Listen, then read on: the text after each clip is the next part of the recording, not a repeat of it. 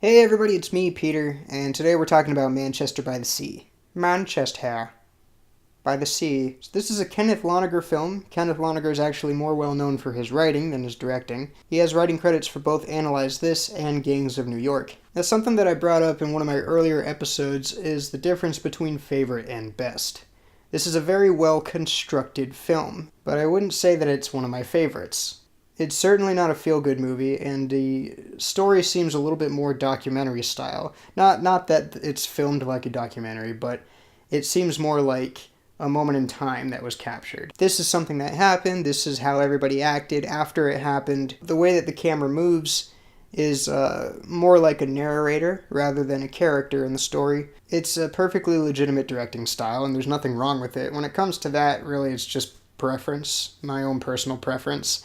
I like when the camera is telling me something rather than just showing me something. But in spite of personal preference, I am able to appreciate that it is a really well-made film. I feel like it does a very good job of showing grief, and not so much how you feel when you're going through grief, but rather the process that you go through and all of the obligations and all the responsibilities that you have to go through on top of grief.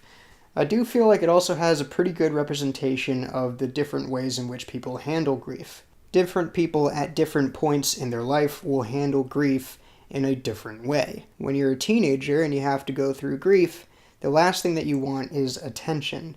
You don't want people looking at you and staring at you and making sure that you're okay, and so you act very coarse and very tough and kind of like, what's the point of all of this? And the effect that this could have is the grief could hit you all at once like a punch to the stomach, or it could slap you upside the head with a freezer door. Somebody who's dealt with extreme grief in the past may have a better sense of how to manage their grief. While they have short, small outbursts, it's a little bit more contained, it's a little bit more spread out over a long period of time. There are 3 actors that are up for an Oscar for their performances.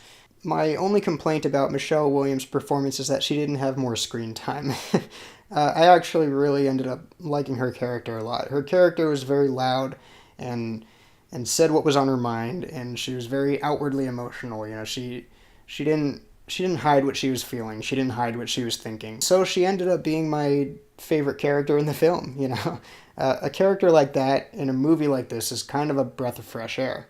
Now, Casey Affleck and Lucas Hedges both had really brilliant performances themselves, but there was a lot more subtlety to their performances because they both played very reserved characters. They're very quiet, and even when Casey Affleck is kind of a jerk, and he's kind of, being disrespectful and saying things without a filter, he still says them in a very calm and respectful and reserved way, even though he's being a total jerk about it. So there's a lot of subtlety to their performances. I do have to commend their chemistry. They really did feel like family. They played an uncle-nephew relationship, and they kind of give each other crap, and they joke around with each other and kind of make fun of each other a little bit, and it felt very genuine. It felt like it came from a place of love. You know, it felt like family. Now, as far as the story as a whole, the movie as a whole, I do generally prefer when there's more of a symbolic nature to the film. I prefer when there's kind of a larger character arc. The film has interesting people in it and interesting characters, and you do get invested in their story, and it's very tragic, and it sucks you in, and you like these people. But it goes back to what I was saying about it kind of just feeling like a moment in time, a moment in these people's lives. There was a character arc in it, but it was a little more subtle. There wasn't a lot of growth for his character. There was a significant growth, but also kind of a very small growth. I don't know if that even makes sense. Could it be small if it's significant? It felt like he didn't grow a lot. I mean, I guess he grew, but it was so subtle that I couldn't even really tell. So all in all, like I said, I feel like it was a very well constructed film. If I were to rate it, I would probably put it in the 7 range, between 7 and 8 out of 10. Now, I am going to real quick go into a spoiler review, just go over some of the points of the film. Now, I talked about how there was a more subtle character arc with Casey Affleck's character, Lee. Lee is somebody who suffered a great tragedy. His children died in a fire, and he becomes basically static in his life. He keeps himself very detached. He doesn't give himself anything to hold on to.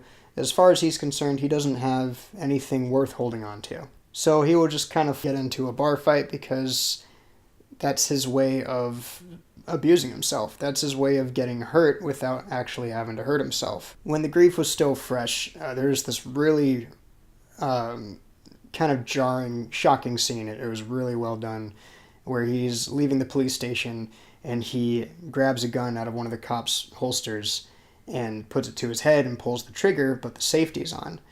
And he tries to get the safety off and fire again before they get the gun out of his hands.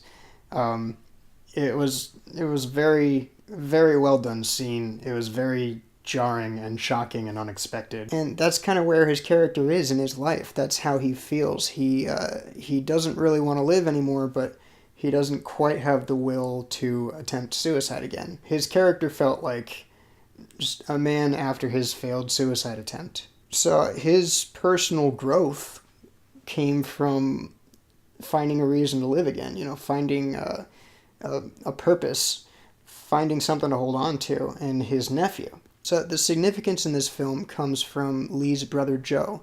Joe passes away, and he says in his will that he wants Lee to be the legal guardian of his son, Patrick. And Lee doesn't really understand why. He's not the best choice. He doesn't feel like he would be a suitable guardian, and he doesn't want to be a guardian again. He's still kind of reeling from the death of his own children. You find out through some flashbacks that after Lee's children died, Joe made an effort to force Lee to take care of himself, to force Lee to kind of live a more normal life and to try and get some purpose back into his life. He goes into Lee's little one-bedroom apartment and sees that there's no furniture, and he's like, come on, let's go, we're going to get some furniture. And Lee says he doesn't want to, he doesn't need to, what he has is fine.